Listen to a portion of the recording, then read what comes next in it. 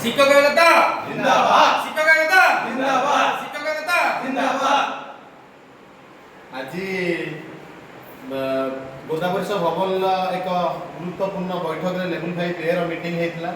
তা পরবর্তী সময়ে সরস্বতী শিশু মন্দির ইউনিট 3 রে অন্য এক বৈঠক হয়েছিল। এই দ্বিতীয় বৈঠকরে আম লেভেল 5 এ তরফরু আমি মানে এটি দৃঢ় ভাবে দাবি করেছিলু আমার মুখ্য দাবি 4200 গড়পে কু অগ্রাধিকার দিয়া যাব। একমাত্র দাবি কু নেই আগামী দিনে আন্দোলন করা যাও।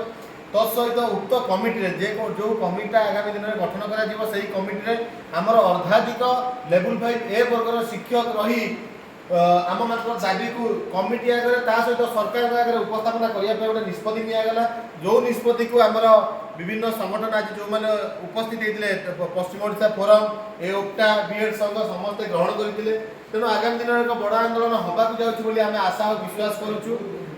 आमर मूल गेट पे निश्चित भाव में बढ़ू ए जो दाबी को नहीं आम दीर्घ वर्ष है दाबी कर से दाबी निश्चित भाव में आम मान नेतृत्व में लेवल 5 ए नेतृत्व में पूर्ण हम बोली आगामी दिन में आम आशा करुचु। तेणु ए आंदोलन ऐतिहासिक अन्यतम ऐतिहासिक आंदोलन हम बोली आम आशा और विश्वास।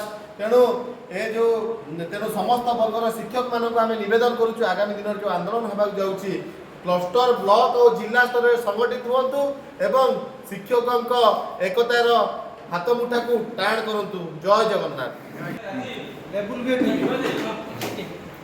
नमस्कार जय जगन्नाथ मो Pradeep Kumar Sengupta level B union जड़े अभाव आज बैठक एक सकारात्मक बैठक थिला। ए बैठक आज मंथन करछि चिंतन करछि जे आगामी दिन में जो अवहेलित शिक्षक मैंने अच्छा से एमती 4200 पहुँचे दे पारिबु।